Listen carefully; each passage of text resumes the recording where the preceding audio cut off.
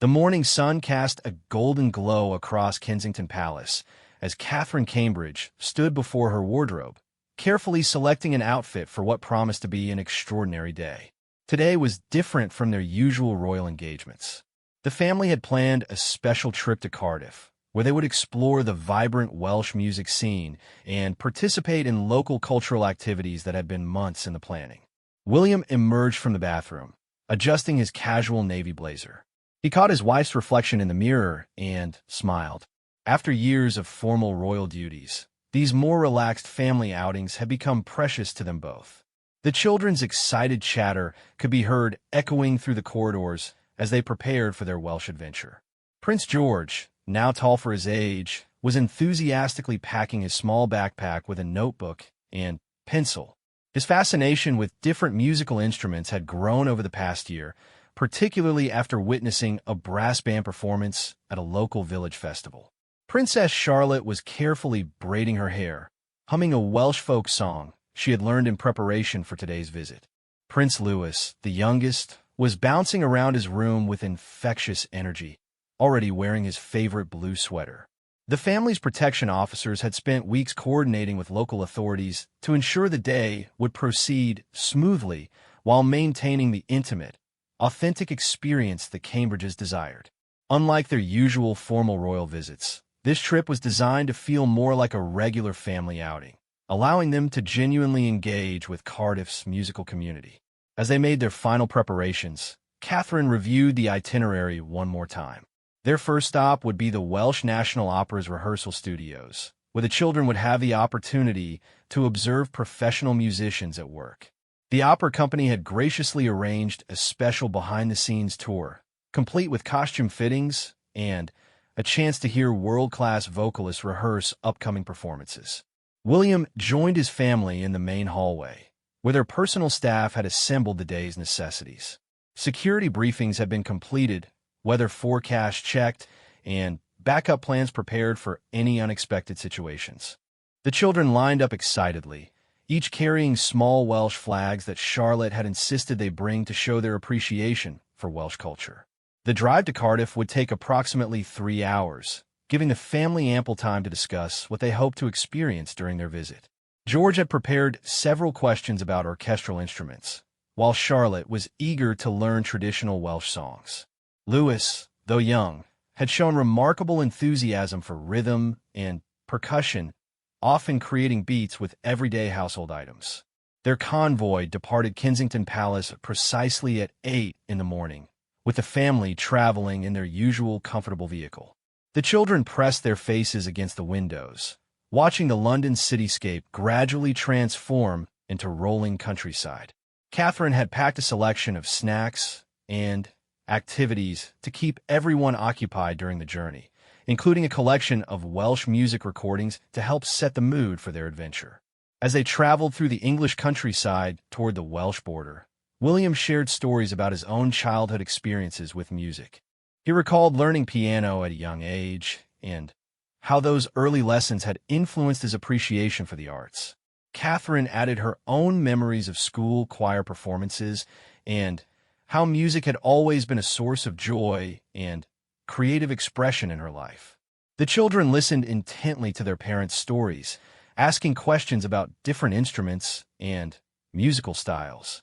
George was particularly interested in learning about the differences between classical and contemporary music, while Charlotte wondered about the history of Welsh folk traditions. Their genuine curiosity and enthusiasm filled the car with animated conversation. Approaching the Welsh border, the landscape became increasingly dramatic, with rolling hills and ancient castles dotting the horizon. The family's excitement grew as they crossed into Wales, officially beginning their musical adventure. Road signs appeared in both English and Welsh, providing Charlotte with opportunities to practice pronouncing Welsh words she had been studying. Cardiff's skyline came into view as they crested a final hill, the city's modern architecture blending seamlessly with historical buildings. The children's anticipation reached its peak as they spotted the iconic Millennium Stadium and began recognizing landmarks from photographs they had studied in preparation for their visit. Their first destination awaited them in the heart of Cardiff's cultural district, where musicians, opera singers, and music educators have prepared special presentations designed to inspire and educate the young royals about Wales's rich musical heritage. The Welsh National Opera building stood majestically before them as their convoy arrived at the designated entrance. The children's eyes widened as they took in the impressive architecture, with its modern glass facade reflecting the morning sunlight. A small group of opera staff members waited at the entrance, their faces beaming with excitement at hosting the royal family for this special behind-the-scenes experience. Maestro David Williams, the opera's principal conductor, greeted them warmly as they stepped from their vehicles. His salt and pepper beard and kind eyes immediately put the children at ease. He had worked with the opera company for over 2 decades and had personally designed today's program to showcase the magic of opera production in an accessible, engaging way for young visitors. The family was led through a series of corridors lined with photographs of legendary Welsh performers and international opera stars who had graced Cardiff stages. Charlotte studied each image intently, asking questions about the elaborate costumes and dramatic poses. George was more interested in the technical aspects, wondering about the acoustics and how sound traveled throughout the building. Their first stop was the main rehearsal hall, where a full orchestra was preparing for an upcoming production of Carmen. The musicians, dressed casually in rehearsal clothes, continued their practice as the family quietly took seats in the observation area.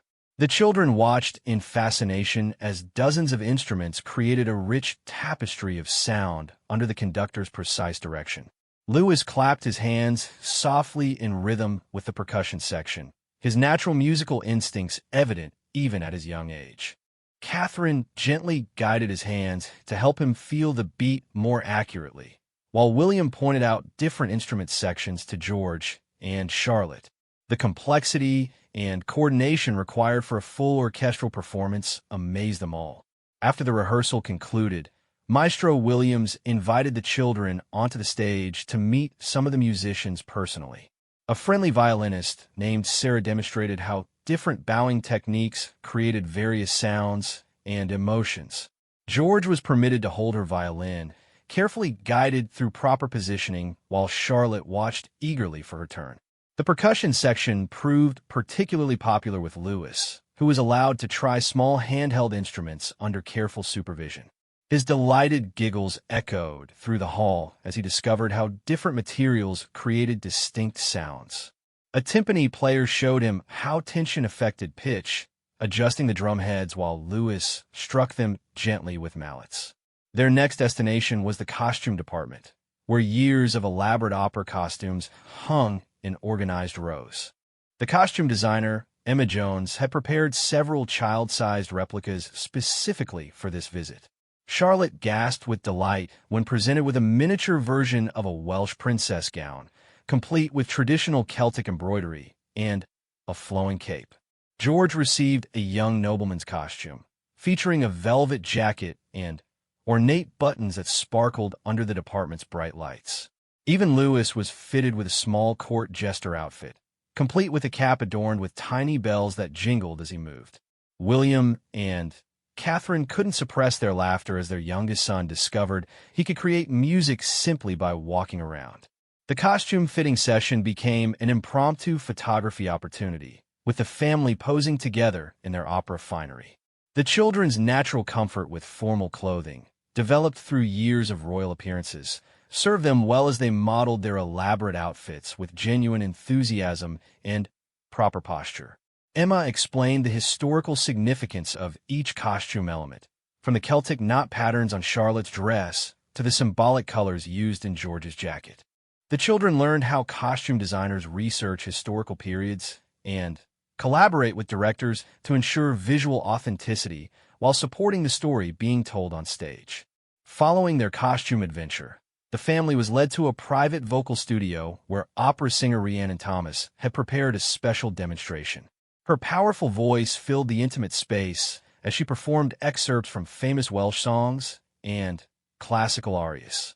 The children sat mesmerized, experiencing the full emotional impact of professional opera singing in close quarters. Rhiannon invited each child to try simple vocal exercises, teaching them about breath control and projection. Charlotte's natural musicality shone through as she attempted scales, while George focused intently on the technical aspects of voice production. Lewis contributed his own unique interpretation, creating joyful sounds that made everyone smile.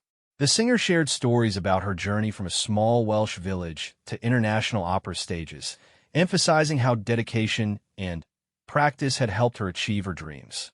Her words resonated with the children, who understood from their own experiences how privilege came with responsibility to use their opportunities wisely. As their opera house visit concluded, the family gathered in the main lobby for refreshments provided by the local staff. Welsh cakes and traditional tea created a perfect ending to their morning adventure, while the children excitedly discussed everything they had learned and experienced. After their enriching morning at the opera house, the Cambridge family made their way through Cardiff's bustling city center toward their next musical destination. The afternoon sun had emerged from behind morning clouds, casting warm light across the historic streets as locals went about their daily routines. Many people recognized the family, but respectfully maintained their distance, offering friendly waves and smiles that the children returned enthusiastically. Their destination was the renowned Cardiff Community Music Center, housed in a beautifully restored Victorian building that had once served as a concert hall for traveling performers. The center now provided music education and performance opportunities for people of all ages and backgrounds, embodying the democratic spirit of music that William and Catherine wanted their children to experience firsthand. Director Bronwyn Evans met them at the main entrance, her warm Welsh accent immediately putting everyone at ease. She had spent weeks preparing special workshops that would allow the children to explore various musical traditions while working alongside local young people. The goal was to create genuine interactions that went beyond formal presentations, fostering authentic connections through shared musical experiences. The first workshop took place in a bright, spacious room filled with traditional Welsh instruments. Harps of various sizes stood ready for exploration, their strings catching the light streaming through tall windows. Celtic drums, wooden flutes, and other folk instruments were arranged in stations around the room, each staffed by experienced local musicians eager to share their knowledge. 8 local children, ranging in age from 7 to 14, had been invited to participate alongside the royal siblings. These young musicians represented diverse backgrounds and skill levels, united by their passion for music and excitement about today's special collaboration. Initial introductions were somewhat formal, but the shared language of music quickly broke down barriers.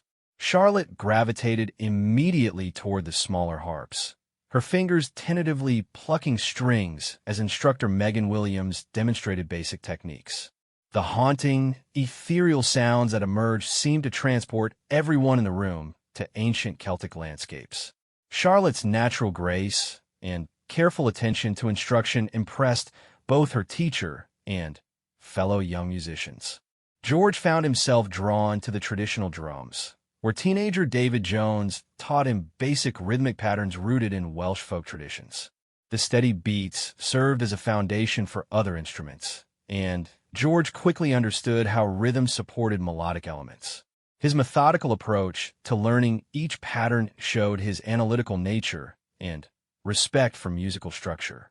Lewis, despite his young age, was determined to participate fully in every activity. He was given a small wooden flute and paired with 9-year-old Saris, who patiently showed him how to cover holes and create simple sounds. His enthusiasm more than compensated for any lack of technique, and his joyful experimentation brought smiles to everyone's faces. The room gradually filled with an organic blend of sounds as small groups formed naturally around different instruments. William and Catherine moved between groups, sometimes participating themselves and other times simply observing their children's interactions with their new musical friends. The informal atmosphere allowed genuine relationships to develop, transcending social boundaries through shared creative exploration. After an hour of individual instrument exploration, Bronwyn announced it was time for a group performance project.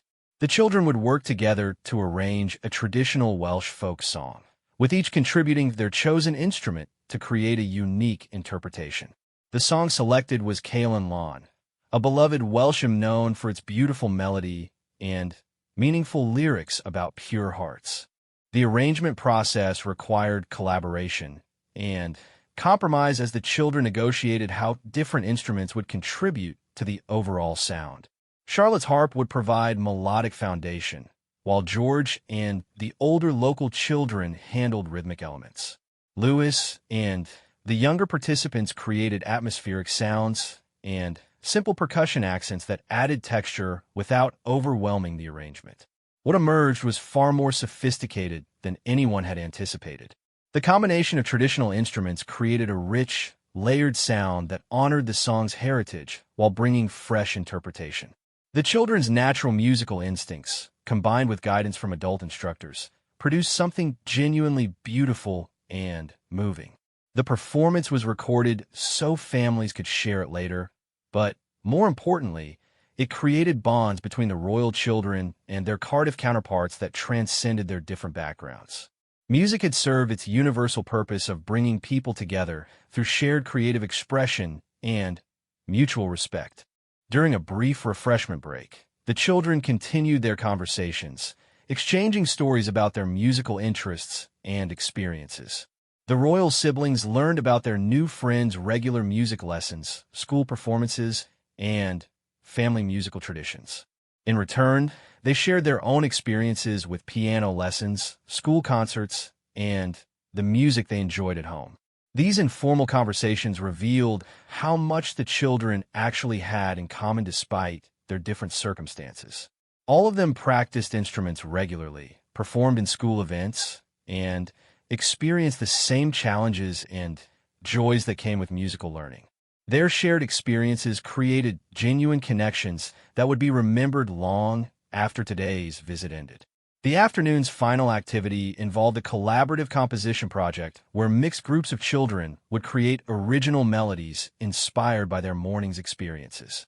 Armed with simple notation sheets and various instruments, they worked together to transform their impressions and emotions into musical form, guided by patient instructors who helped translate creative ideas into playable arrangements. As the afternoon progressed, the Cambridge family's musical journey took an unexpected turn when they were invited to join an impromptu street performance happening in Cardiff's vibrant city center. A group of local buskers had set up near the historic castle walls, creating a lively atmosphere that drew curious crowds and filled the air with infectious energy. The street musicians, a diverse collective ranging from university students to seasoned performers, welcomed the family with genuine warmth once they realized who had joined their audience. Lead guitarist Marcus Thompson, a Cardiff native in his 30s, immediately offered to include the children in their next set if they were interested in participating. George stepped forward first, his earlier drum experience giving him confidence to try the basic rhythm patterns Marcus demonstrated.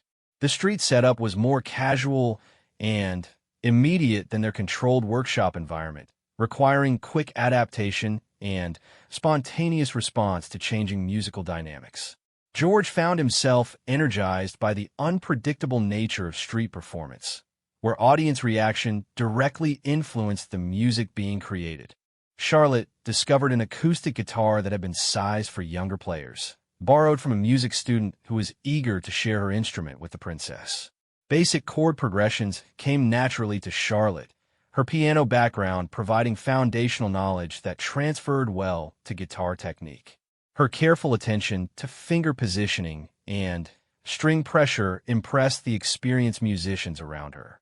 The buskers' repertoire included contemporary folk songs, classic rock covers, and original compositions that reflected modern Welsh musical culture. This diversity exposed the children to musical styles quite different from their morning's classical and traditional experiences, demonstrating how musical expression could take countless forms while maintaining emotional authenticity and technical skill. Lewis found his niche with a simple tambourine, shaking it enthusiastically in time with whatever rhythm the group was playing. His uninhibited joy and natural sense of timing added an element of pure fun that elevated everyone's performance. The crowd that had gathered around them responded warmly to his infectious enthusiasm, creating a feedback loop of positive energy that made the entire experience more magical. William and Catherine initially stood back as observers, but the inclusive nature of street performance gradually drew them into participation as well. Catherine picked up a small hand percussion instrument, while William demonstrated surprising harmonica skills that he had apparently developed during his military service years. Their willingness to join in rather than merely observe sent a powerful message about music's democratic nature. The impromptu concert attracted an increasingly large crowd, with people stopping their afternoon activities to enjoy the unexpected Royal Street performance. Children from nearby families pressed forward to get better views, while adults held up phones to capture this extraordinary moment. The buskers handled the growing attention professionally, maintaining their musical focus while acknowledging the special nature of today's collaboration. Between songs, Marcus shared stories about Cardiff's thriving street music scene and how it provided opportunities for musicians to connect directly with audiences while developing their performance skills. He explained how busking taught artists to read crowds, adapt to different environments, and create immediate emotional connections through their music. The children learned about the business side of street performance, watching how musicians interacted with their audience and managed the practical aspects of outdoor shows. They observed how weather, crowd size, and location affected performance dynamics, gaining insights into music as both art form and profession. One particularly memorable moment occurred when Charlotte suggested they try performing Caelan Lawn, the Welsh song they had arranged earlier at the music center. The buskers were familiar with the traditional melody and quickly adapted their instruments to support her harp-inspired arrangement. The result was a beautiful fusion of traditional Welsh music and contemporary street performance style. The crowd's response to this bilingual performance was overwhelmingly positive, with many audience members singing along to the familiar chorus. This shared musical moment created a genuine connection between the royal family and Cardiff's residents, demonstrating how music could bridge social divisions and create community around shared cultural heritage. As their street performance session concluded, the buskers invited the family to sign their guitar case, which served as both instrument storage and a collection book for memorable encounters. Each child wrote their name alongside messages from countless other musicians, tourists, and music lovers who had participated in Cardiff's street music scene over the years. The transition from formal concert halls to casual street corners had given the children a comprehensive view of music's role in daily life. They had experienced how musical expression could thrive in both carefully controlled environments and spontaneous public settings, each context offering unique opportunities for creativity and connection. Their final stop of the afternoon would be at a traditional Welsh pub known for its evening folk music sessions, where they would observe how music functioned as a social adhesive in community gathering spaces. The contrast between morning's operatic grandeur, afternoon's educational workshops, street performance energy, and evening's intimate folk traditions would complete their exploration of Cardiff's diverse musical ecosystem.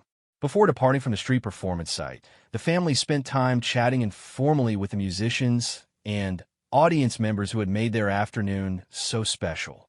These conversations revealed how music touched people's lives in countless ways, from professional aspirations to personal enjoyment, from cultural preservation to creative innovation. As evening approached, the Cambridge family made their way to the Dragon's Rest, a historic pub nestled in one of Cardiff's oldest neighborhoods. The building dated back to the 18th century, its low wooden beams and stone walls having witnessed countless musical gatherings over the generations. Tonight would feature a traditional Welsh folk music session, offering the family an intimate glimpse into how music served as the heartbeat of community life.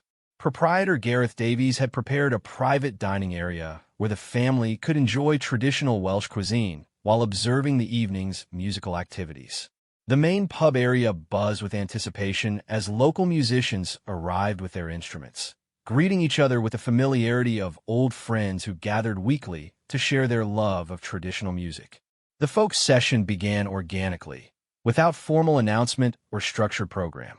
An elderly fiddler named Owen started with a slow, haunting melody that seemed to emerge from the very walls of the ancient building.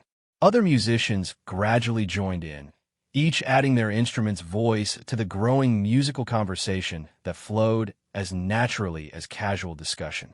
George watched intently as musicians communicated entirely through musical cues, somehow knowing when to join, when to step back, and when to take melodic leadership. This informal collaboration differed dramatically from the structured orchestral performances they had witnessed earlier, demonstrating how traditional folk music valued spontaneity and collective improvisation over rigid arrangement. Charlotte was particularly fascinated by the way songs were passed between generations, with younger musicians learning directly from their elders through observation and participation rather than formal instruction. A teenage girl sat beside the elderly fiddler, mimicking his bow movements and gradually adding her own harmonies to his familiar melodies. The pub's regular patrons participated naturally in the evening's music, some singing along to familiar choruses, while others simply listened appreciatively while enjoying their meals and conversations. This integration of music into daily social life showed the children how artistic expression could enhance ordinary experiences without requiring special occasions or formal venues. Lewis had grown sleepy as the day's excitement caught up with him, but the gentle rhythm of folk ballads kept him contentedly drowsy in Catherine's lap. The intimate atmosphere and acoustic instruments created a soothing environment quite different from the day's more energetic activities, providing a peaceful conclusion to their musical adventure. As the evening progressed, Gareth approached their table and quietly asked if any family members might like to contribute to the session. The musicians had expressed interest in sharing some music with their royal visitors, creating an opportunity for genuine cultural exchange rather than one-sided observation. Charlotte accepted the invitation and approached the musicians' circle with her characteristic grace and quiet confidence.